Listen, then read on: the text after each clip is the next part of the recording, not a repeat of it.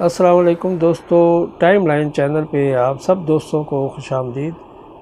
نستعینہ ونستغفرہ ونؤمن بہ ونتوکل علیہ ونعوذ باللہ من شرور انفسنا ومن سیئات اعمالنا ونشہد ان لا الہ الا اللہ وحدہ لا شریک لہ ولا نظیر له ولا وزیر له ولا مشیر له ولا معین له وصل علی سید الرسل وخاتم الانبیاء المبعوث الى کافۃ للناس بشیرا ونذیرا وداعیا الی اللہ باذنہ وسراجا منیرا۔ وقال اللہ تبارک وتعالی فی کلامہ المجید والفرقانہ الحمید لقد من اللہ علی المؤمنین اذ بعث فیہم رسولا صدق اللہ مولانا العظیم وصدق رسولہ النبی الکریم۔ حقیقت کروں گا بیاں دوستو چاہے کٹ جائے میری زباں دوستو، حقیقت کروں گا بیاں دوستو چاہے کٹ جائے میری زباں دوستو، جس زمیں پر نبوت کی توہین ہو گر پڑے نہ کہیں آسماں دوستو، جو خلاف شریعت ہمیں حکم دے بدل دیں گے وہ حکمراں دوستو، اور اپنی منزل کی دھن میں رہے گا رواں بخاری کا یہ کارواں دوستو۔ میرے واجب الاحترام پشاور کے غیور نوجوانوں اور دوستوں، مجھ سے پہلے مقرر شعلہ بیان حضرت مولانا حق نواز صاحب نے بڑے ہی اچھے انداز میں فکر انگیز باتیں آپ کے سامنے رکھی ہیں۔ وقت کافی گزر چکا ہے، آپ کے محبوب خطیب مولانا بجلی گھر صاحب موجود ہیں، ان کا خطاب مارکۃ الارا ہونے والا ہے۔ میں بڑے تھوڑے سے وقت میں اپنی معروضات کو ختم کرنے کی کوشش کروں گا۔ میرے دوستو، جو آیت کریمہ میں نے آپ کے سامنے تلاوت کی ہے، اس میں اللہ تعالیٰ نے اپنے پیغمبر کی شان بیان فرمائی، اور اہل سنت والجماعت علماء دیوبند کا یہ عقیدہ ہے کہ ایک نام محمد ہی تسکین دل و جاں ہے، ایک نام محمد ہی تسکین دل و جاں ہے، ہر غم کا مداوا ہے، ہر درد کا درماں ہے۔ اور قرآن پاک نے حضور علیہ السلام کی شان میں سینکڑوں آیات میں اللہ نے اپنے پیغمبر کی شان بیان فرمائی ہے۔ اس آیت میں فرمایا لقد من اللہ علی المؤمنین اذ بعث فیہم رسولا، اے دنیا کے لوگوں میں نے دنیا پر احسان کیا ہے۔ میں بڑا حیران ہوا کہ اللہ تعالیٰ نے آدم سے لے کر عیسیٰ تک پیغمبروں کو بنایا، کسی پیغمبر کے بھیجنے پر احسان نہیں جتلایا۔ آسمانوں کو بنایا، زمین کو بنایا، ہواؤں کو بنایا، پانی کو بنایا، شجر و حجر کو بنایا، پوری دنیا کو بنایا، احسان نہیں جتلایا۔ لیکن جب مدینے والے تاجدار کی باری آئی تو اللہ نے فرمایا او دنیا کے لوگوں میں نے تمہارے اندر سے محمد رسول اللہ کو پیدا کر کے پوری کائنات پر احسان جتلا دیا۔ میرے دوستو، حضور علیہ السلام کا آنا یہ اللہ کی طرف سے احسان ہے، احسان ہے کہ نہیں؟ اور وہ لوگ بڑے خوش نصیب ہیں، وہ لوگ بڑے خوش نصیب ہیں کہ جن کی نسبت حضور کے ساتھ ہے۔ آپ کی نسبت حضور کے ساتھ ہے کہ نہیں؟ اور جس چادر کی نسبت میرے پیغمبر سے ہو گئی اس چادر کا ذکر اللہ نے قرآن میں کر دیا۔ جن پتھروں پہ میرے پیغمبر کے قدم آئے ان پتھروں کا ذکر بھی خدا نے قرآن میں کر دیا۔ اگر حضور نہ آتے تو کچھ بھی نہ ہوتا، حضور نہ آتے تو اسی لیے علامہ اقبال کو کہنا پڑا کہ یہ پھول نہ ہوتا تو کلیوں کا تبسم بھی نہ ہوتا، یہ گل نہ ہوتے بلبل کا ترنم بھی نہ ہوتا، اور نبض ہستی میں یہ غنچے بھی پریشاں ہوتے، رخت بردوش میں سب دست و گریباں ہوتے، اور خیمہ افلاق میں پھر سے تشتت ہوتا، بزم توحید کے نعروں میں تردد ہوتا، نہ دشت و جبل توحید کے حدیقہ ہوتے، نہ مزین تیرے ذکر سے بیاباں ہوتے، حصول وحی میں موسیٰ طور پہ پہنچے، پر کیا عجب جو وحی تیرے حضور پہ پہنچے۔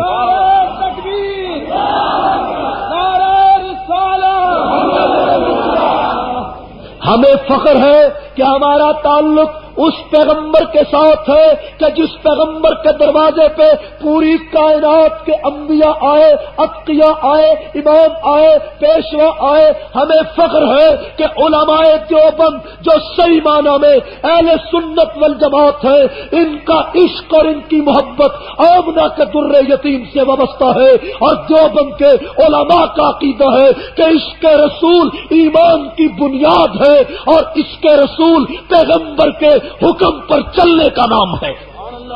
آج آپ اس جلسے میں آئے ہیں، کتنا بڑا اجتماع ہے، دکاندار ہیں، کاروباری لوگ ہیں، ملازم طبقہ ہے، طالب علم ہے، علماء موجود ہیں، کئی لوگ تو تماشا دیکھنے آئے کہ آج قصہ خانی کے بازار میں بڑا جلسہ ہے، بڑا مجمع ہوگا، ہم چلتے ہیں دیکھتے ہیں مولوی صاحب کیا کہیں گے۔ آپ لوگوں میں بہت سارے لوگ اس کام کے لیے آئے، لیکن میرے پشاور کے دوستوں، اگر آج آپ اس جلسے میں عہد کریں کہ آج کے بعد ہم اپنے پیغمبر کی سنت کو کبھی نہیں چھوڑیں گے، ہم آج کے بعد اپنے نبی کی سیرت کو سینے سے لگائیں گے، کوئی بدعت کوئی رسم نہیں کریں گے، پیغمبر کی سنت سے چمٹ جائیں گے اور مرتے دم تک اپنے پیغمبر کا راستہ نہیں چھوڑیں گے، یہ سب سے بڑا میرے پیغمبر کا عشق ہے۔ ٹھیک ہے نا بھائی؟ یہ عہد کرتے ہیں، روزانہ جلسے کرتے ہو، روزانہ جلسے سنتے ہو، بڑے بڑے نعرے بھی لگاتے ہو۔ میں نے ایک جلسے میں تقریر کے بعد ایک خان صاحب سے پوچھا کہ تم نعرے بڑے لگاتے تھے، کوئی بات بھی میری سمجھ میں آئی؟ اس نے کہا آپ کی کوئی بات سمجھ میں نہیں آئی۔ میں بڑی عجیب بات کہی، میں نے کہا خان صاحب آپ تقریر میں نعرے بڑے لگاتے تھے، آپ کو کوئی بات سمجھ میں آئی؟ کہنے لگے بات کوئی سمجھ میں نہیں آئی، تمہارا جوش کرتا تھا، ہمارا نعرہ لگاتا تھا۔ بات یہ نہ ہو جائے نا کہ بھی جوش کی بات دیکھ کر آپ نعرے لگاتے رہیں۔ آپ بات ماننے کے لیے تیار ہیں نا بھی کہ حضور علیہ السلام کی سنت پر چلیں گے آپ؟ جو حضور کی سنت پر چلنے کا عہد کرتے ہیں ذرا ہاتھوں اٹھائیں۔ حضور کی سنت پر چلیں گے، یہ عہد کرتے ہیں نا بھائی؟ حضور کی سنت پر چلنے کا عہد کرتے ہیں، ہماری نسبت حضور سے ہے، ٹھیک ہے نا بھائی؟ آج کے نوجوان کو دیکھو، رات کو سوتا ہے، اس کے سرانے اخبار جہاں پڑا ہوتا ہے کہ نہیں؟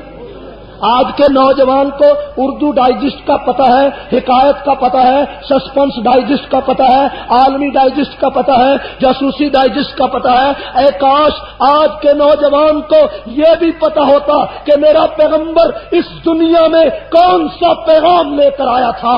آج کے نوجوان کو طارق عزیز کا پتہ ہے، ڈراموں کا پتہ ہے، روسوں کی شاعری کا پتہ ہے، بیدرک کے قصوں کا پتہ ہے، جنسی کہانیوں کا پتہ ہے، جنسی ناولوں کا پتہ ہے۔ اے کاش آج کے نوجوان کو پتا ہوتا کہ میرا پیغمبر دنیا میں کیوں آیا، ابو بکر کا دور کیسا تھا، عمر کا دور کیسا تھا۔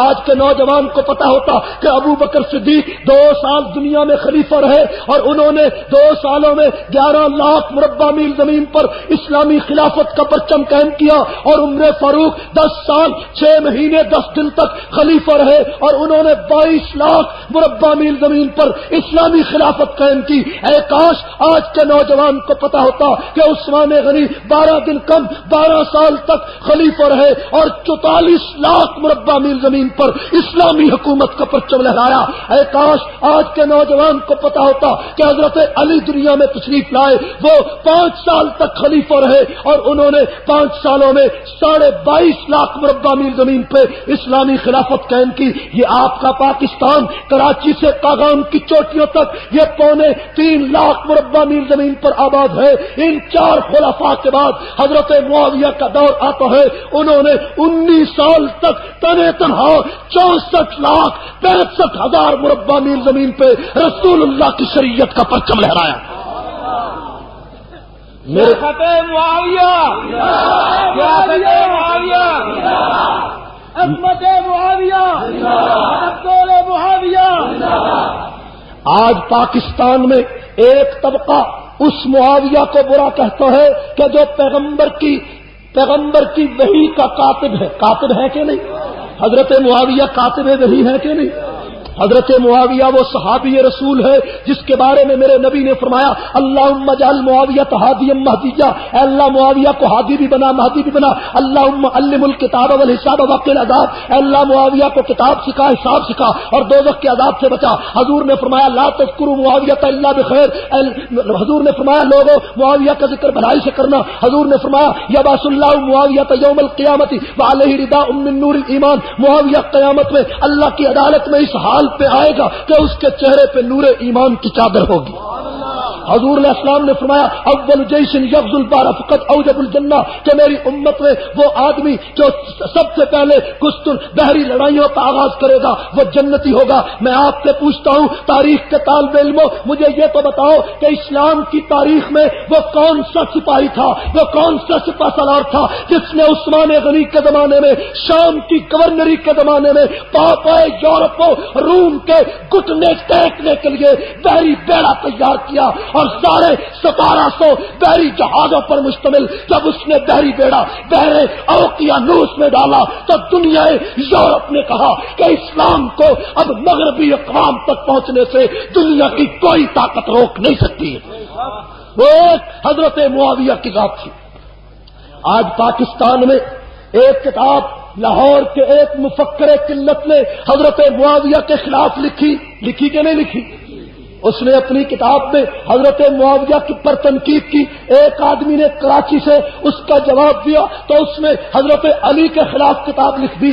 میں کہتا ہوں کہ علی کا نام لے کر جو معاویہ کو بھونکے وہ بھی جانتی ہے، اور جو معاویہ کا نام لے کر علی کو بھونکے وہ بھی جانتی ہے دنیا کی ان تمام تاریخوں کو کہ جو کسی صحابی کے خلاف ہو ان چیتڑوں کو پھاڑ کر گندی ٹوکری میں پھینکا جا سکتا ہے، اور کسی پیغمبر کے صحابی کی توہین کو برداشت نہیں کیا جا سکتا۔ وہ پیغمبر کے صحابہ جن کو میرے نبی سے عشق تھا ان کا مقابلہ کوئی کر سکتا ہے؟ اتنے بڑے عظیم لوگ تھے، اتنی بڑی میرے نبی سے محبت تھی۔ ہمیں بھی دعویٰ ہے کہ ہم نے بھی پیغمبر سے عشق کیا ہے، دعویٰ ہے کہ نہیں؟ لیکن کوئی کام عشق والا ہے۔ آج کا نوجوان کالج میں جاتا ہے، یونیورسٹی میں جاتا ہے، اس کو ہر چیز کا پتہ ہے، لیکن پیغمبر کی سیرت کا پتہ نہیں۔ پتہ ہے ابھی کئی سالوں کی بات ہے، سیال کوٹ میں 10ویں جماعت کے پرچے میں سوال آیا حضور علیہ السلام کہاں پیدا ہوئے، تو ایک طالب علم نے لکھا کہ حضور سیال کوٹ میں پیدا ہوئے۔ کتنی عجیب بات، کہاں پیدا ہوئے؟ دوسرا سوال یہ تھا کہ مکے اور مدینے کا تعارف کرائیں، تو ایک نے لکھا کہ مکہ بادشاہ تھا مدینہ وزیر تھا۔ کتنی عجیب بات ہے، یہ ہمارا نبی سے عشق ہے، ایسے عاشق رہتے۔ ہائے اے کاش آج کے نوجوان کو پتا ہوتا خالد ابن ولید کون تھا جس نے 125 لڑائیاں لڑی، اور پوری دنیا میں نپولین ایک جرنیل گزرا ہے دنیا میں، اس نے لکھا ہے کہ خالد ابن ولید سے بڑا جرنیل کائنات انسانی میں آج تک پیدا نہیں ہوا۔ وہ خالد جس نے 125 لڑائیاں لڑی اور ایک لڑائی میں بھی شکست نہیں کھائی، ایسا جرنیل دیکھا کسی نے؟ لیکن آج پاکستان کو دیکھو کہ یہاں کوئی فوجی، یہاں کوئی جناب علی، جس وقت کوئی فوجی تمغہ حاصل کرتا ہے تو اس کو نشان حیدر دیا جاتا ہے، ٹھیک ہے نا بھائی؟ نشان حیدر حضرت علی کے نام پر ہے، ٹھیک ہے نشان حیدر ملنا چاہیے، لیکن نشان خالد نہیں ملنا چاہیے۔ تو خالد ابن ولید 125 لڑائیاں لڑ کر بھی ایک لڑائی میں بھی جس نے شکست نہیں کھائی اس کا کوئی حصہ نہیں۔ نشان صدیق نہیں ہونا چاہیے، نشان فاروق نہیں ہونا چاہیے، نشان عثمان نہیں ہونا چاہیے، ان کا کوئی کردار نہیں۔ ہائے ہر محکمے کو دیکھو، ہر جگہ کو دیکھو، کوئی کسی بات کا پتہ نہیں۔ اے کاش آج کے نوجوان کو پتا ہوتا کہ محمد بن قاسم کون تھا کہ جو راجہ دہر کے پرخچے اڑانے کے لیے ایک لڑکی کی آبرو کے بدلے میں ہند عرب سے چلا تھا اور اس نے سندھ کے ساحل پر آ کر دستک دی تھی۔ اے کاش آج کے نوجوان کو پتا ہوتا سلطان محمد فاتح کون تھا کہ جس نے راجا پرتھوی راج کے پرخچے اڑائے تھے. اے کاش آج کے نوجوان کو پتا ہوتا کہ محمد طارق ابن زیاد کون تھا جس نے اندلس کے ساحل پہ کشتیوں کو جلا دیا تھا. اے کاش آج کے نوجوان کو پتا ہوتا صلاح الدین ایوبی کون تھا. اے کاش آج کے نوجوان کو پتا ہوتا کہ محمود غزنوی کون تھا جس نے سومناتھ کا مندر توڑ دیا تھا. اے کاش آج کے نوجوان کو پتا ہوتا سلطان ٹیپو کون تھا جس نے میسور کی 4 لڑائیاں لڑی تھی اور ہر لڑائی کے موقع پر اس نے جرأت رندانہ کا مظاہرہ کیا تھا. وہ سلطان ٹیپو جس کی قبر پہ مولانا ظفر علی خان نے جا کر کہا تھا کہ ہند کو محرم اسرار وفا تو نے کیا، حق وفاداری مشرق کا ادا تو نے کیا. ہند میں آج جو یہ جذبہ بیداری ہے یہ تیرے ہی شعلہ اشار کی گلکاری ہے. آج ہم اس مجاہد کو بھول گئے، ہمیں اس کی تاریخ کا کوئی پتہ نہیں، ہمیں اس کے کردار کا کوئی پتہ نہیں. ہمیں تو جناب ڈراموں سے فرصت نہیں. فرصت ہے ڈراموں سے؟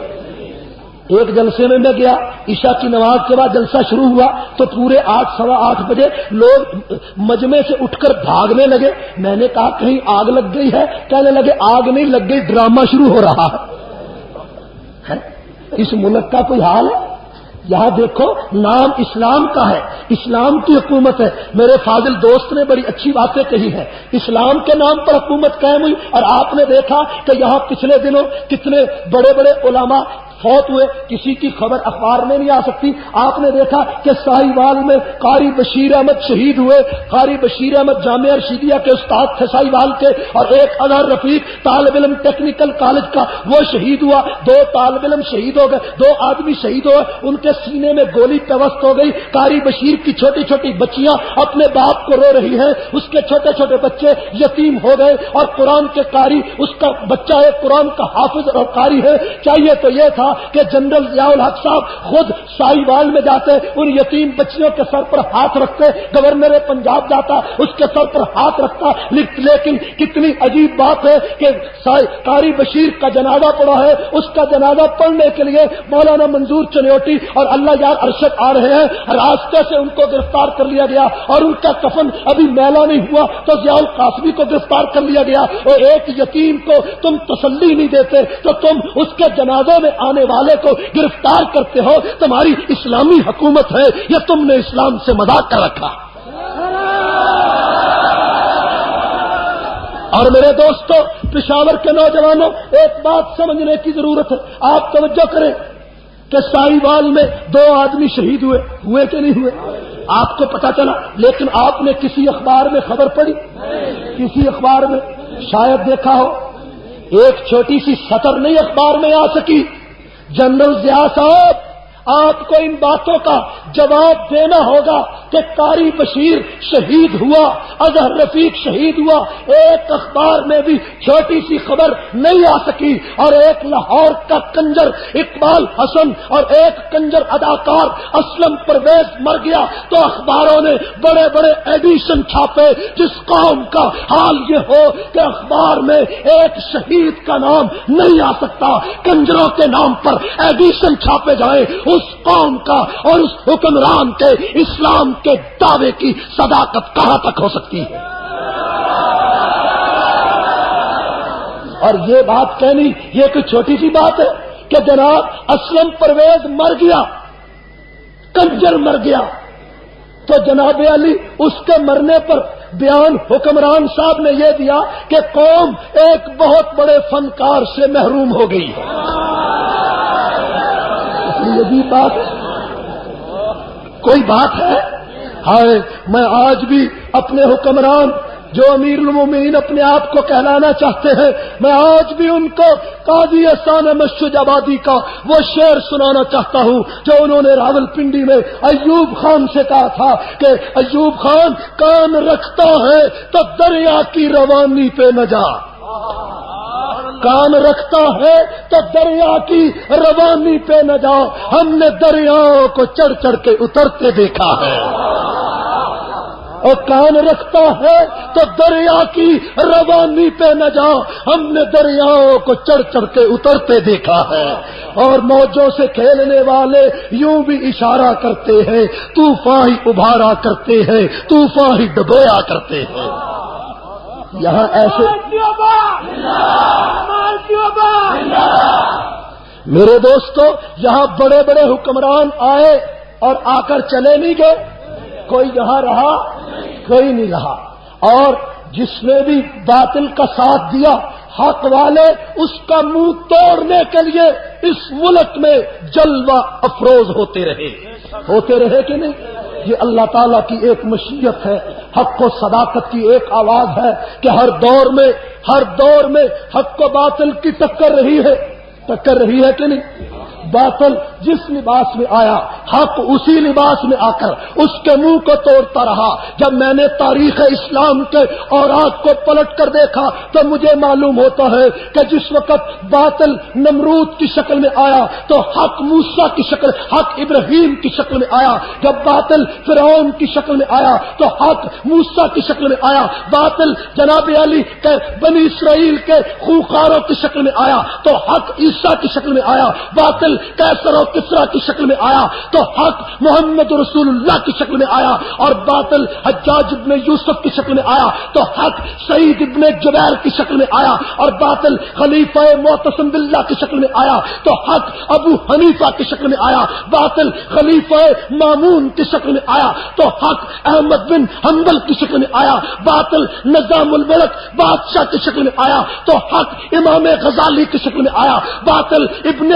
باطل فتنہ تاتار کی شکل میں آیا تو حق ابن تیمیہ کی شکل میں آیا، اور باطل جلال الدین اکبر کی شکل میں آیا تو حق مجدد الفسانی کی شکل میں آیا، اور باطل فتنہ انموذج کی شکل میں آیا تو حق شاہ ولی اللہ کی شکل میں آیا، اور باطل راجہ رنجیت سنگھ کی شکل میں آیا تو حق شاہ اسماعیل کی شکل میں آیا، اور باطل انگریز کی شکل میں آیا، حق شاہ عبد العزیز کی شکل میں آیا، اور باطل دنیا کفر کی شکل میں آیا تو حق علماء دیوبند کی شکل میں آیا۔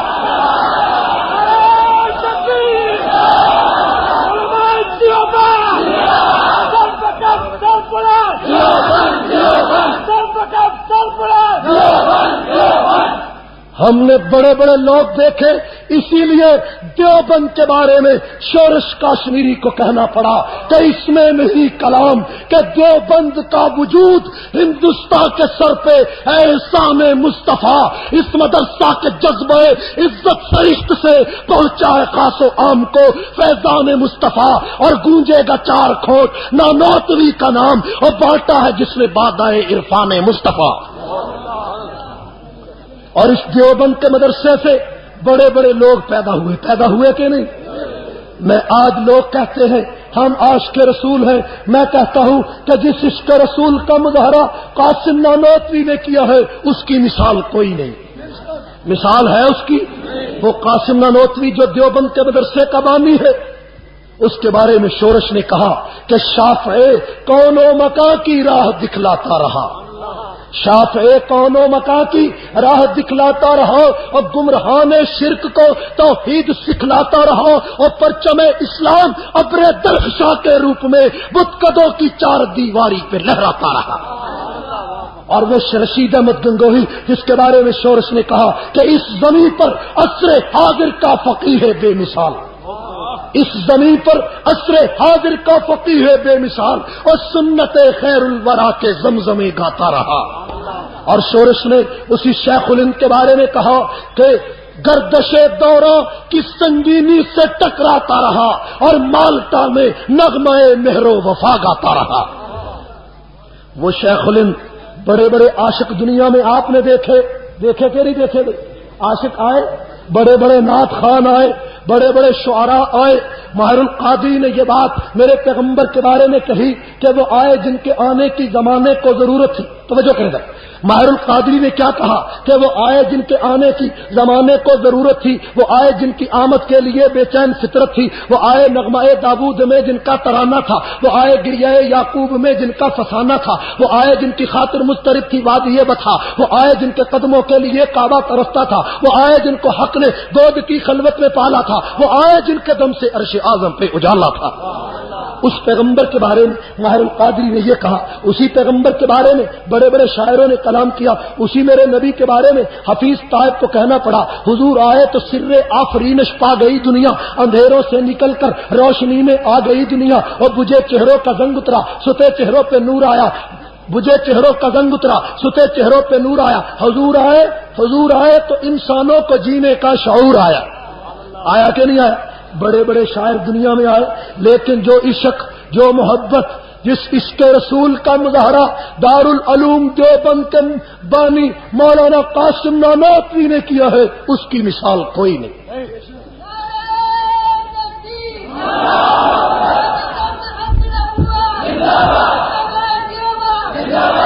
قاسم نانوتوی نے میرے پیغمبر کے عشق میں کیا عجیب بات کہی ہے۔ حضور علیہ السلام کے روضے پہ تشریف لے گئے، مدینہ سے باہر نکل رہے ہیں، حضور کے روضے کو خطاب کر کے کہا کہ ہزاروں بار تجھ پر اے مدینہ میں فدا ہوتا، جو بس چلتا تو مر کر بھی نہ تجھ سے میں جدا ہوتا۔ اور حضور علیہ السلام کے عشق میں حضرت نانوتوی نے چند اشعار عجیب کہے ہیں، اگر آپ ذوق اور توجہ سے سنیں گے تو سناؤں؟ توجہ ہے؟ ایسا نہ ہو کہ آپ کہیں کہ تقریر بڑی اچھی تھی لیکن یہ پتہ نہیں کیا تھا، ٹھیک ہے نا؟ ایسے بھی لوگ ہوتے ہیں کہ تقریر مولوی صاحب نے بڑی اچھی کی لیکن یہ پتہ نہیں کیا کہا۔ اللہ تعالیٰ سمجھنے کی توفیق دی۔ حضرت نانوتوی نے جو عشق رسول میں کلام کیا اس کا جواب نہیں۔ حضرت نانوتوی نے فرمایا کہ سب سے پہلے، قابل توجہ، حضرت نانوتوی نے فرمایا دارالعلوم دیوبند کا بانی ہے، عشق رسول کتنا عجیب ہے۔ فرمایا سب سے پہلے مشیت کے انوار سے نقش روئے محمد بنایا گیا، سب سے پہلے مشیت کے انوار سے نقش روئے محمد بنایا گیا، اور پھر اسی نقش سے مانگ کر روشنی بزم کون و مکان کو سجایا گیا، پھر اسی نقش سے مانگ کر روشنی بزم کون و مکان کو سجایا گیا، اور وہ محمد بھی، احمد بھی، محمود بھی، حسن مطلق کا شاہد بھی، مشہود بھی، علم و حکمت میں وہ غیر محدود بھی، اور ظاہراً امیوں میں اٹھایا گیا۔ اس کی شفقت ہے بے حد و بے انتہا، اور اس کی رحمت تخیل سے بھی ماورا، اور جو بھی عالم جہاں میں بنایا گیا اور اس کی رحمت سے اس کو سجایا گیا۔ اور حضور کی شفاعت کا ذکر کرتے ہیں کہ حشر کا غم مجھے کس لیے ہو اے قاسم، میرا آقا ہے وہ، میرا مولا ہے وہ، اور جس کے دامن میں جنت بسائی گئی اور جس کے ہاتھوں سے کوثر لٹایا گیا۔ یہ عشق رسول تھا کہ نہیں تھا؟ ایسا کوئی عاشق گزرا ہے؟ آج کل ایک طبقہ اس قاسم نانوتوی جیسے پیر کو اور ایسے عاشق کو اور ایسے ولی کو اور ایسے میرے پیغمبر کے سچے عاشق اور صادق دو ولی کو اور متبع سنت کو وہ کہتا ہے یہ نبی کا گستاخ ہے۔ یہ نبی کا گستاخ ہو سکتا ہے؟ اس سے بڑا عاشق کون ہے؟ اور ان لوگوں کو بعض لوگ پیر مانتے ہیں۔ ہمارے پنجاب میں تو یہ روایت ہے، آپ کے یہاں پتہ نہیں یہ روایت موجود ہے کہ نہیں ہے؟ یہ روایت بڑی عجیب ہے۔ ہمارے وہاں تو روایت چلتی ہے کہ جو آدمی کپڑے اتار دے نا، کپڑے بالکل اتار دے، صرف ایک نیکر پہن کر بازار میں آ جائے تو کہتے ہیں یہ پہنچا ہوا ولی ہے۔ کہتے ہیں کہ نہیں؟ ادھر بھی کہتے ہیں نا، یعنی کپڑے اتار دے، نہیں، ایک نیکر پہنی ہوئی ہے اور باقی سارے کپڑے اتار کر آ جائے تو کہتے ہیں یہ پہنچا ہوا ولی ہے۔ کوئی یہ نہیں کہتا کہ اس سے یہ پوچھ لے کہ کہاں پہنچا ہوا ہے، دوزخ میں پہنچا ہوا ہے یا تباہی کے گڑھے میں پہنچا ہوا ہے، کہتے ہیں پہنچا ہوا ہے۔ اور اگر کوئی بدبخت کپڑے وہ نیکر بھی اتار کر ننگا ہو کر آ جائے اس کو کہتے ہیں اس پر 14 طبق روشن ہو گئے۔ اللہ تعالیٰ ہمیں سمجھنے کی توفیق عطا فرمائے، ٹھیک ہے نا بھائی؟ ہم پیر مانتے ہیں، ہاں جی، ہاں۔ قاری صاحب نے بڑی عجیب بات کہی کہ 14 طبق ان پر روشن ہو جاتے ہیں جو دیکھنے والے ہیں۔ اللہ تعالیٰ ہمیں ایسے لوگوں کو دیکھنے سے بچائے اور ہمیں 14 طبق روشن ہونے سے بچائے۔ دیکھنا تو بڑی عجیب بات ہوگی کہ 14 طبق ہی روشن ہو گئے تو باقی رہ کیا گیا ہے؟ کوئی بات رہ گئی؟ ہم پیر مانتے ہیں قاسم نانوتوی جیسے ولی کو، ہم پیر ایسے آدمی کو مانتے ہیں کہ ساری زندگی جس نے پیغمبر کی سنت نہیں چھوڑی۔ ہم پیر مانتے ہیں اس حسین احمد مدنی کو جس نے اپنی داڑھی کو بالوں سے مصطفیٰ کے روضے کی صفائی کی۔ ہم پیر مانتے ہیں اس حسین احمد مدنی کو جس نے مدینہ کی گلیوں سے تربوز کے چھلکے اٹھا کر ان کو پانی میں بھگویا اور اس پانی کو پی کر کہا کہ یہ پانی میری نجات کے لیے کافی ہے۔ ہم اس حسین احمد کو اللہ کا ولی مانتے ہیں۔ ولی تھے کہ نہیں؟ ہم کسی ککڑ شاہ کو ولی نہیں مانتے، ہم کسی ٹالی شاہ کو نہیں مانتے، ہم کسی کسوڑی اور پسوڑی شاہ کو نہیں مانتے۔ ایسے عجیب و غریب لوگ یہ پیروں کو مانتے ہیں۔ ہم اللہ کے سچے ولیوں کے غلام ہیں۔ ولی ہو کوئی شیخ عبد القادر جیلانی محبوب سبحانی جیسا، ولی ہو کوئی بابا فرید الدین گن شکر جیسا، ولی ہو کوئی خواجہ قطب الدین بختیار کاکی جیسا، ولی ہو سلطان العارفین سلطان باہو جیسا، ولی ہو خواجہ نظام الدین اولیاء اللہ جیسا، ولی ہو کوئی جناب علی بابا خواجہ علی حجویری جیسا، ولی ہو بابا فرید الدین گن شکر جیسا۔ ایسے ولیوں کے پاؤں کی مٹی علماء دیوبند کی آنکھوں کا سرما ہے۔ اور ہم ایسے لوگوں کو ولی نہیں مانتے کہ جو نماز کبھی نہ پڑھے۔ دیکھے ایسے چرس پیے چرس، ایسے پیر بھی دنیا میں ہیں۔ قصور میں، یہ قصور کی بات کہتا ہوں، رحیم یار خان میں ایک پیر صاحب آئے، مرید صاحب بڑی خدمت کر رہے ہیں۔ مرید کی جو بیوی تھی وہ مولانا غلام اللہ خان رحمت اللہ علیہ کی بڑی موتقد تھی۔ پیر صاحب جو تھے ماشاءاللہ 6-7 دن ہو گئے ان کو گھر میں آئے ہوئے، تو انہوں نے نماز ہی کوئی نہیں پڑھی۔ تو اس کی بیوی نے، مرید کی بیوی نے کہا کہ اپنے پیر سے کہو کہ 6 دن ہو گئے تجھے آئے ہوئے، نماز تو پڑھے۔ اس نے کہا بھی میں تو پیر کی شان میں گستاخی نہیں کر سکتا۔ بات نماز کی ہے، کہتا ہے میں پیر کی شان میں گستاخی نہیں کر سکتا۔ تو بات بڑی عجیب تھی۔ اس عورت نے کہا کہ بھئی تیرا پیر نماز نہیں پڑھتا، اور نماز کا ذکر تو قرآن میں آیا، نماز تو حضور علیہ السلام کو معاف نہیں ہوئی، تو حضور سے بڑا تو تیرا پیر نہیں۔ اس نے کہا بھی نہیں، یہ تو گستاخی ہے کہ میں اپنے پیر کو کہوں کہ نماز پڑھ۔ خیر وہ بیوی نے اتنا دباؤ ڈالا کہ ایک دن جا کر کہنے لگا پیر جی السلام علیکم، نماز۔ تو پیر صاحب نے سنا، اس نے کہا میں اور نماز؟ اس نے کہا میں اور نماز؟ اگر آئندہ تو نے یہ بات کہی اور ولی کی شان میں گستاخی کی تو میں تجھے پھونک مار کے اڑا دوں گا۔ جی بھائی تمہیں پتا نہیں کہ تم تو یہاں نماز پڑھتے ہو، پیر نے کہا، اور مجھے یہاں بیٹھے ہی مدینہ نظر آ رہا ہے، میں مدینے میں نماز پڑھتا ہوں، مجھے یہاں بیٹھے مدینہ نظر آتا ہے۔ تو خیر وہ مرید چپ کر گیا بیچارہ، کچے عقیدے کا تھا۔ بیوی سے کہنے لگا تو مجھے مروانے لگی تھی، پیر تو کہتا ہے کہ میں تجھے پھونک مار کے اڑا دوں گا۔ کوئی میرے جیسا ہوتا نا وہاں، وہ یہ کہتا پیر جی تو پیر ہے یا سوئی گیس کا چولہا ہے جو پھونک مار کے اڑا دے گا؟ تو پیر ہے یا سوئی گیس کا جو پھونک مار کے اڑا دے گا؟ شرم کرنی چاہیے۔ خیر اس نے کہا کہ مجھے یہاں بیٹھے ہی مدینہ نظر آتا ہے۔ دوسرا دن ہوا، ناشتے کا وقت ہوا، تو اس مرید کی بیوی نے ناشتہ تیار کیا، سیویاں پکائیں، سیویوں میں نیچے سیویاں رکھ کر اوپر میٹھا اور گھی ڈالا جاتا ہے۔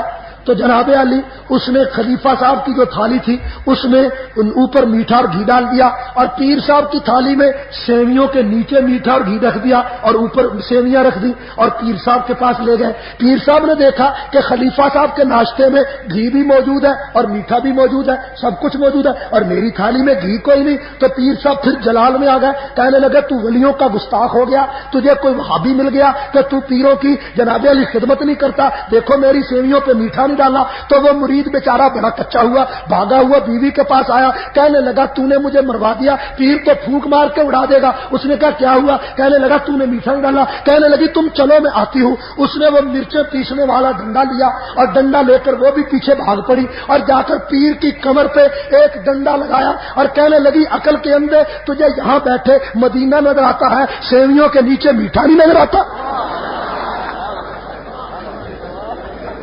تجھے یہاں بیٹھے مدینہ تو نظر آتا ہے، تجھے سیویوں کے نیچے میٹھا، کتنی عجیب بات ہے. ہم ایسے پیروں کو مانے آئے ہیں. ہم غلام ہیں اس قاسم نانوتوی کے کہ جس کے بنائے ہوئے مدرسہ دیوبند سے آج 70,000 علماء پوری دنیا میں اللہ کا قرآن پہنچا رہے ہیں.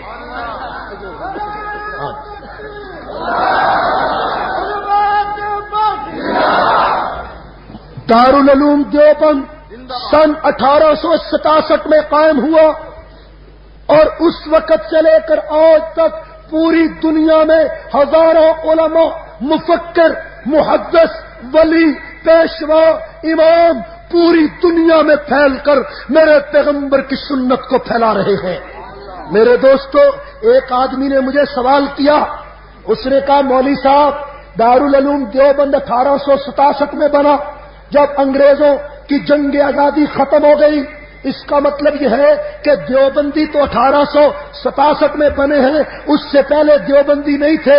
میں نے کہا نہیں، دارالعلوم دیوبند قائم ہوا، قاسم نانوتوی نے دیوبند کا مدرسہ بنایا، اور قاسم نانوتوی نے تو علم پہلے سے حاصل کیا تھا، قرآن پہلے سے سیکھا تھا، حدیث پہلے سے سیکھی تھی. اس لیے دیوبند کا مدرسہ جب قائم ہوا اس وقت سے دیوبندیت نہیں بلکہ دیوبندیت کا سلسلہ تو میرے پیغمبر کے ساتھ ملتا ہے کہ نہیں ہے جی. یہاں کوئی لسوڑی شاہ والا تو نہیں آ گیا؟ لسوڑی شاہ، ہاں ماشاءاللہ یہ راستہ ہے، ٹھیک ہے، راستہ یہاں سٹیج کے اوپر سے ہونا چاہیے تھا تاکہ آسانی کے ساتھ گزر جاتے. ٹھیک ہے نا بھائی؟ اللہ تعالیٰ سمجھنے کی توفیق دے. میری بات ذرا توجہ سے سمجھے.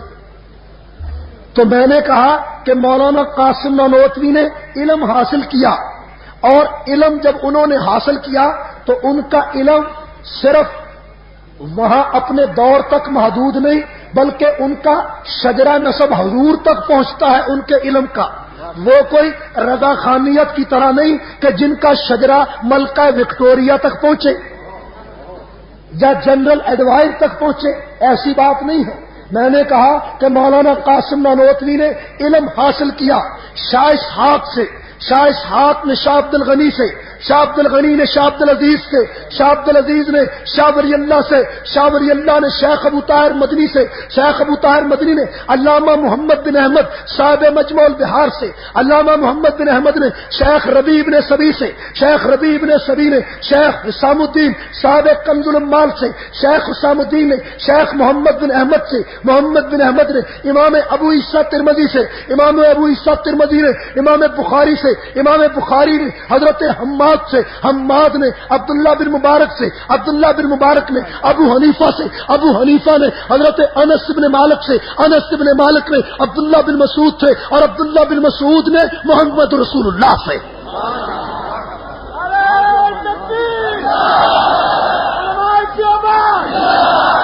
میرا یہ موضوع نہیں، میرے پاس اتنا وقت نہیں کہ میں آج آپ کے سامنے دیوبند کے علاوہ ان لوگوں کا بھی شجرہ نسب بیان کروں. ٹھیک ہے نا بھائی؟ مجھے اپنا شجرہ بیان کرنا ہے کہ میرا شجرہ یہ ہے. تم ان سے جا کر پوچھو کہ بھئی تمہارا شجرہ کیا ہے. میرا شجرہ تو یہ ہے کہ میرے قاسم نانوتوی کا علم مدینے تک پہنچتا ہے، ابو بکر و عمر تک پہنچتا ہے، پیغمبر کی گلیوں تک پہنچتا ہے، مدینے کے علاقے تک پہنچتا ہے، رسول اللہ کے قدموں تک پہنچتا ہے. میرے دوستو، میں تو پیغمبر تک پہنچتا ہوں. ان سے پوچھو کہ تو کہاں تک پہنچتا ہے. اس کو جب تم پوچھو گے تو یہ کہے گا کہ میرا شجرہ ملکہ وکٹوریا تک جاتا ہے، یا لوٹے شاہ تک جاتا ہے، یا لسوڑی شاہ تک جاتا. اللہ تعالیٰ ہمیں سمجھنے کی توفیق عطا فرمائے. ٹھیک ہے نا بھائی؟ سمجھنا چاہیے. ایک آدمی نے کہا ٹھیک ہے بھائی، آپ نے علم حاصل کیا، آپ کے علماء نے حضور علیہ السلام تک شجرہ چلا گیا، دیوبند کے پاس علم ہے، دیوبند کے علماء کے پاس علم ہے. میں نے کہا علم تو پھر ہمارے پاس ہے، لیکن تم بتاؤ کہ تمہارے علماء نے علل اطلاق خام خواہی علماء دیوبند پہ کفر کے فتوے کیوں لگائے؟ یہ خرابی والی بات ہے کہ نہیں؟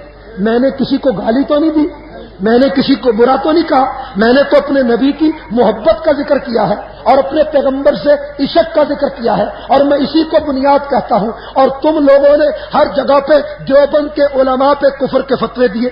دیے کہ نہیں دیے؟ کتابوں میں موجود ہے۔ اب دیکھیں مولانا عبدالستار نیازی کتنا بڑا ان کا لیڈر ہے، وہ جگہ جگہ پر کہتا ہے شاہ اسماعیل شہید کافر ہے، نعوذ باللہ۔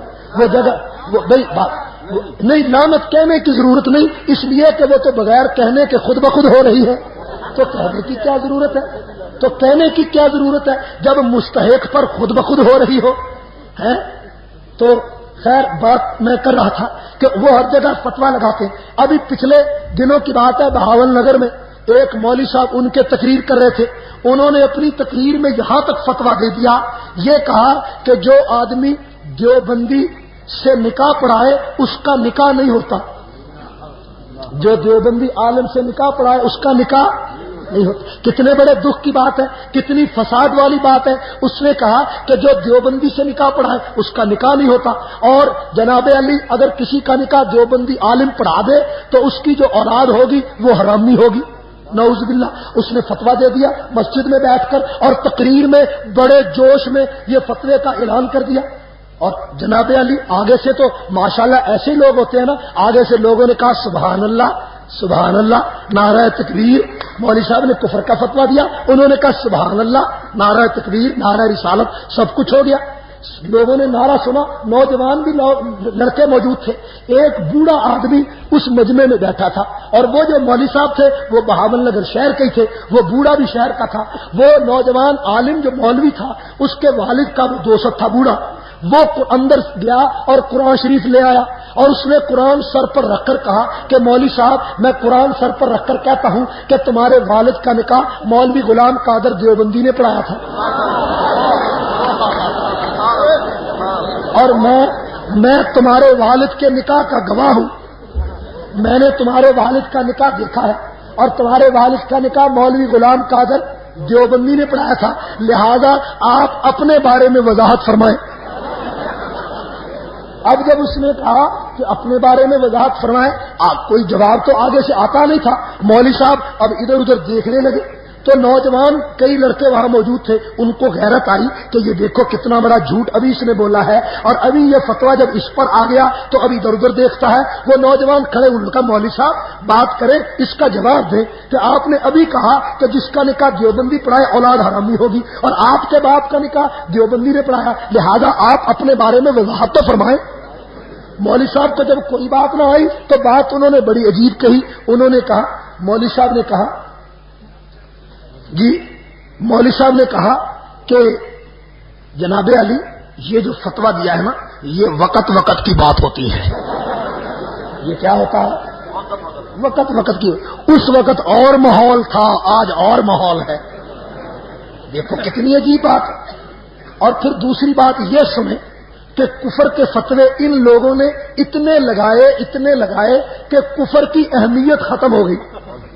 اب صرف دیوبندی پہ فتویٰ نہیں لگایا، بلکہ انہوں نے کہا جناب محمد علی جوہر کافر، نعوذ باللہ، مولانا شوکت علی کافر، ابو الکلام آزاد کافر، انہوں نے کہا کہ خانہ کعبہ کا امام کافر، نعوذ باللہ۔ میرے پاس فتویٰ موجود ہے، کوئی جھوٹی بات نہیں۔ میں آپ کے سامنے پیغمبر علیہ السلام کی محبت کا اظہار کرتا ہوں، میں کسی کو گالی تو نہیں دیتا، میں کسی کو برا بھی نہیں کہتا، میں تو ایک بات کہتا ہوں کہ جس سے امت میں فرقہ پر فتنہ پڑتا ہے اس فتنے کو روکا جائے، ٹھیک ہے نا؟ اس فتنے کو روکا جانا چاہیے کہ نہیں چاہیے؟ انہوں نے کہا کہ خانہ کعبہ کا امام نعوذ باللہ وہ کافر ہے۔ انہوں نے کہا مسجد نبوی کا امام بھی کافر ہے۔ یہ وہابی ہیں، یہ گستاخ ہے۔ میں ان سے کہتا ہوں کہ ادھر تو تم کہتے ہو حضور علیہ السلام مختار کل ہے، ہر چیز پر اختیار ہے، ادھر کہتے ہو حضور کے مصلی پہ حضور کا گستاخ کھڑا ہے، تو کیا حضور علیہ السلام اپنے مصلی سے اپنے گستاخ کو روک بھی نہیں سکتے؟ کتنی عجیب بات ہے، روک سکتے ہیں کہ نہیں؟ وہ حضور کے مصلی پہ کافر آ کر کھڑا ہو گیا، حضور روزے میں موجود ہے، ادھر کہتے ہو حضور علیہ السلام مختار کل ہے، تو اپنے مصلی سے گستاخ امام کوئی نبی روک نہیں سکتے؟ कितनी बड़ी झूठी बात है, कितने बड़े मन घड़त फतवे। और खाना काबा के इमाम को काफिर कहा, मस्जिद नबी के इमाम को काफिर कहा, सुल्तान इब्ने सऊद को काफिर कहा, शाह फैसल पे कुफर के फतवे लगाए। मौलाना बड़े लोगों के हिंदुस्तान की 19 जमातें थी मुसलमानों की जिन पर मौलवी अहमद रजा ने कुफर का फतवा लगाया, लेकिन जब कुफर का फतवा लगाया मौलाना जफर अली खान पर, वो तो बाकी लोगों की तरह चुप नहीं रह सका, चुप रहा। उसने तो जनाब जवाब ऐसा दिया कि दिन को तारे नजर आ गए। जब मौलाना जफर अली खान पे कुफर का फतवा लगाया मौलवी दीदार अली ने, ये लाहौर का महमूद रजवी का गालिबन बाप था या चाचा था, उसने जब कुफर का फतवा लगाया जफर अली खान पर, तो जफर अली खान ने क्या अजीब बात कही। जफर अली खान ने कहा कि बरेली के फतवों का सस्ता है भाव। उसने अजीब अशार कहे, उसने कहा कि बरेली के फतवों का सस्ता है भाव के मिलते हैं कोड़ी के अब 3-3। बड़े सस्ते हो गए भाई, ये तो पकौड़ियां पल्लों की तरह हो गए, पकौड़ियों की तरह हो गए, ठीक है ना भाई, ये जो भल्ले बिकते हैं उन्हीं की तरह हो गए हैं कि बरेली के फतवों का सस्ता है भाव के मिलते हैं कोड़ी के अब 3-3। खुदा ने ये कहकर इन्हें ढील दी, वह उमली लहुम इन्न कैदी मतीन। और जब मौलाना हामिद रजा जो अहमद रजा का लड़का था उसने कुफर का फतवा दिया, तो जफर अली खान ने कहा कि कोई दामन ले गया, कोई गरेबा ले गया, कोई तुर्की ले गया, कोई ईरान ले गया, रह गया था नाम बाकी एक फकत इस्लाम का, वो भी हमसे छीन कर हामिद रजा खान ले गया। और जब कुफर का फतवा अल्लामा इकबाल पर लगाया, हाय तो अल्लामा इकबाल ने मौलाना मौलवी दीदार अली को कहा कि मुझको तो सिखा दी है अफरंग ने जिंदगी, इस दौर के मुल्ला है क्यों नंगे मुसलमानी। इकबाल से कौन बचा सकता था, इस दौर के मुल्ला है क्यों नंगे मुसलमान। क्या अजीब बात थी। खैर मैं लंबी बात नहीं करता, मैं सिर्फ इतनी बात कहना चाहता हूं कि हमारा ताल्लुक उन उलमा के साथ है कि जिनका शजरा नसब पैगंबर अलैहिस्सलाम तक पहुंचता है कि नहीं। एक आदमी कहने लगा ठीक है भाई तुम्हारे इल्म का शजरा तो पहुंचता है, चलो कुर्सियां तो गद्दियां तो हमारे पास है, पीर तो हमारे पास है। मैंने कहा नहीं, पीरी का सिलसिला भी हमारे पास है, नक्शबंदी भी हमारे पास, सोरवर्दी भी हमारे पास, कादरी पीर भी हमारे पास और चिश्ती पीर भी हमारे पास। मैंने कहा तुम्हें पता नहीं, हमारे पीर और मुर्शद मौलाना रशीद अहमद गंगोही हैं, उन्होंने विलायत का सबक सीखा हाजी इमदादुल्लाह मुहाजिर मक्की से, हाजी इमदादुल्लाह ने मियां जी नूर मोहम्मद से, मियां जी नूर मोहम्मद ने शेख अब्दुल बारी से, शेख अब्दुल बारी ने शेख अब्दुल हादी से, शेख अब्दुल हादी ने शेख अज़ुद्दीन से, शेख अज़ुद्दीन ने शेख अब्दुल कद्दूस गंगोही से, शेख अब्दुल कद्दूस गंगोही ने शेख अब्दुल हक मुहद्दिस देलवी से, शेख अब्दुल हक मुहद्दिस देलवी ने शेख अब्दुल हक रोदलवी से, शेख अब्दुल हक रोदलवी ने शेख जलालुद्दीन थानीसरी से, शेख जलालुद्दीन थानीसरी ने शेख निजामुद्दीन औलिया से, शेख ख्वाजा निजामुद्दीन औलिया ने ख्वाजा अलाउद्दीन साबर कलेरी से, अलाउद्दीन साबर कलेरी ने बाबा फरीदुद्दीन गंजशकर से, बाबा फरीदुद्दीन गंजशकर ने ख्वाजा अली अजमेरी से, ख्वाजा अली अजमेरी ने ख्वाजा मौदूद चिश्ती से, ख्वाजा मौदूद चिश्ती ने ख्वाजा मोइनुद्दीन चिश्ती अजमेरी से, ख्वाजा मौदूद चिश्ती ने ख्वाजा मोइनुद्दीन चिश्ती अजमेरी से, ख्वाजा मोइनुद्दीन चिश्ती अजमेरी ने सुल्तान इब्ने हुबैरा से, सुल्तान इब्ने हुबैरा ने ख्वाजा फजैल इब्ने अयाज से, फजैल इब्ने अयाज ने हजरत हसन बसरी से, हसन बसरी ने अली उल मुर्तजा से और अली उल मुर्तजा ने मोहम्मद रसूलुल्लाह से। मैंने कहा कि मेरे इल्म का शजरा भी पैगंबर तक पहुंचता है, मेरी विलायत का शजरा भी मेरे नबी तक पहुंचता है कि नहीं।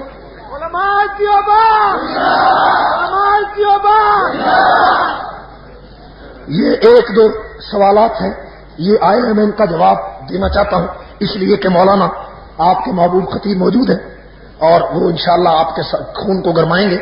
तो वक्त थोड़ा है इसलिए मैं अपनी मारूजात यहां खत्म करके ये बातें आपके सामने जरूरी करना चाहता हूं। शिया हजरात के कौल के मुताबिक जब हजूर अलैहिस्सलाम मिराज पर खुदा की तरफ से बुलाए गए तो ताम पेश किया गया, तो हजूर ने फरमाया या अल्लाह मैं अकेला खाना नहीं खाऊंगा। तो अल्लाह ने एक तरफा अल्लाह की तरफ से इरशाद हुआ कि इसका मैंने बंदोबस्त कर लिया है। इतने में खाना एक हाथ से नमूदार हुआ, तो ये हाथ हजरत अली का था जो इसकी उंगली पर अंगूठी से जाहिर था।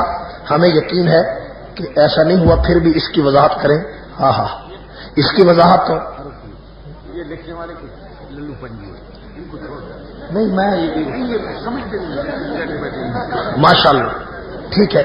یہ بات جو کی ہے نا اس کا جواب اسی چیٹ والے نے خود نیچے دے دیا کہ ہمیں یقین ہے کہ ایسا نہیں ہوا. یہی بات ٹھیک ہے. ٹھیک ہے نا بھائی, اس کا جواب اسی میں موجود ہے نا کہ ہمیں یقین ہے ایسے نہیں ہوا پھر بھی وضاحت کریں. تو وضاحت یہی ہے کہ ایسے نہیں ہوا. وضاحت کیا ہے کہ ایسے نہیں ہوا, یہی وضاحت ہے. اور اس کے بعد یہ بھی اس کا جواب آ گیا کہ ہر ایک کو کافر کہتے ہیں. یہ اس کا جواب ہے کہ جس کے گھر کے پاس مسجد ہو وہ اپنے گھر میں نماز پڑھتا ہو اور امامت بھی گھر میں کرتا ہو, وہ پیر ہو, صرف جمعہ کی نماز مسجد میں پڑھتا ہے باقی گھر میں پڑھتا ہے.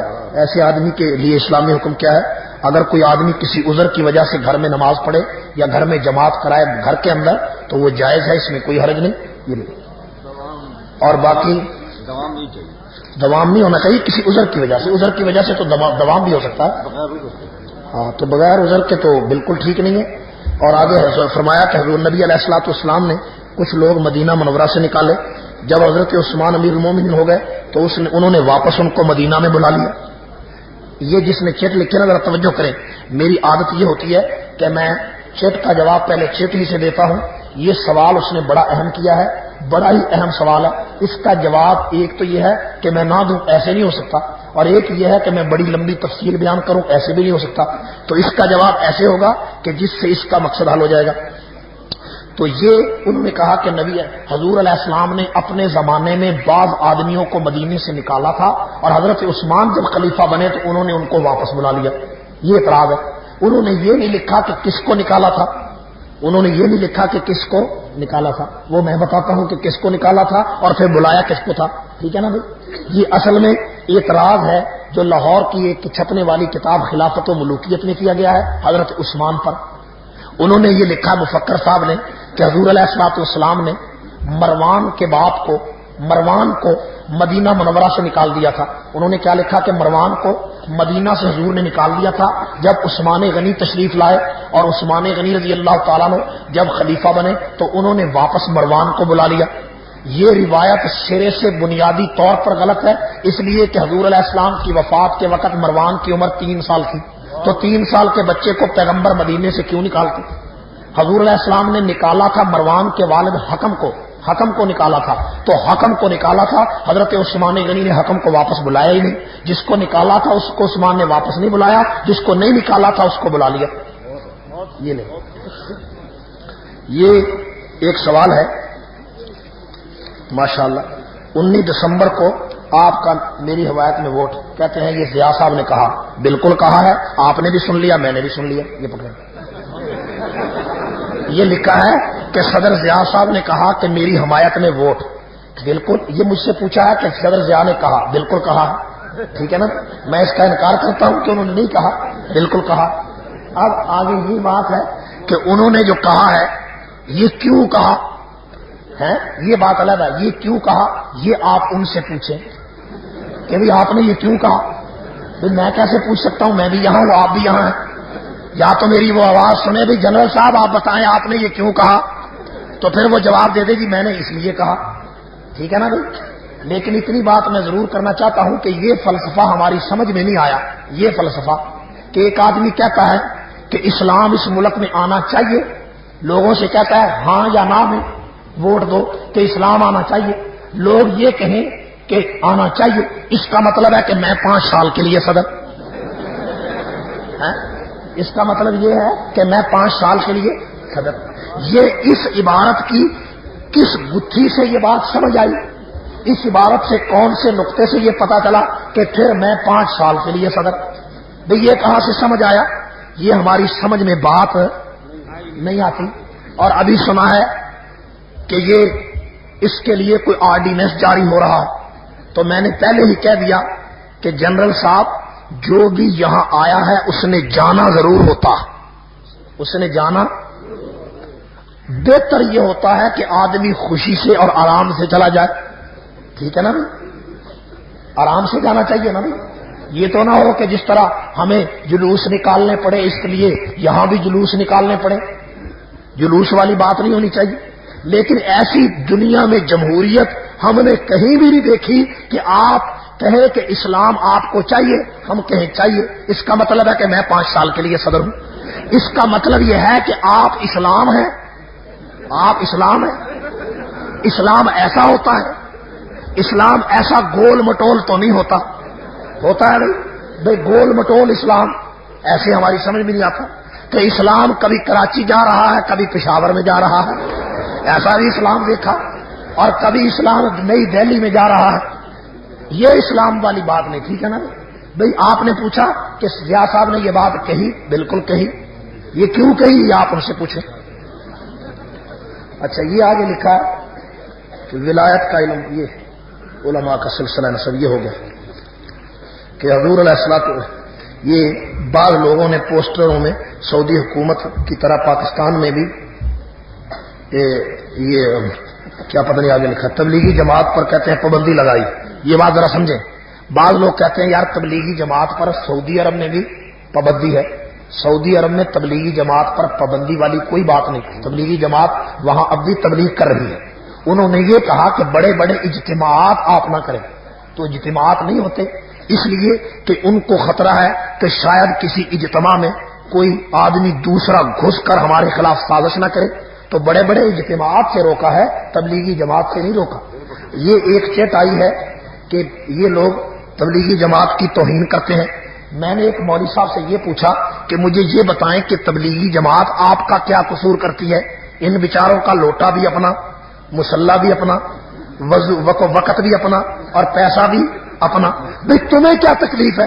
کہنے لگے اور تو تکلیف کوئی نہیں، جو ان کے ساتھ ایک چلہ لگا لیتا ہے وہ ہمیں جمعرات کی روٹی نہیں دیتا، وہ ہمیں جمعرات کی روٹی نہیں دیتا۔ انہوں نے، آپ نے سنا ہوگا کہ پچھلے کئی سال پہلے رائے ونڈ میں ایک میلاد کانفرنس کی تھی کہ نہیں، اور پورے ملک میں اشتہار لگائے تھے رائے ونڈ چلو، رائے ونڈ چلو، ٹھیک ہے نا بھائی۔ اور جب رائے ونڈ میں پہنچے تو وہاں جناب علی انہوں نے بہت بڑا ہنگامہ کیا، بڑی گالیاں دی، تو ان کے 300 نوجوان تیار ہو گئے کہ ہم جناب علی رائے ونڈ کے مرکز پر قبضہ کرتے ہیں۔ جب وہاں مرکز میں گئے تو مرکز والوں کو پتا چل گیا کہ یہ قبضہ کرنے آئے ہیں، وہاں 2-2.5 ہزار آدمی ہر وقت ہوتا ہے، وہ سارے جماعت والے باہر نکل آئے تو انہوں نے پوچھا، 300 آدمی جب آئے نا قبضہ کرنے تو جماعت والے آگے استقبال کے لیے کھڑے تھے، انہوں نے کہا بھائی ہم تو قبضہ کرنے آئے ہیں، ادھر سے نعرہ رسالت بھی لگایا ہم قبضہ کرنا، تو جماعت والوں نے کہا آئیے قبضہ کیجیے، آئیے، یہ آپ کا علاقہ ہے، آپ کی مسجد ہے، قبضہ کریں، آئیے ہم قبضہ کراتے ہیں۔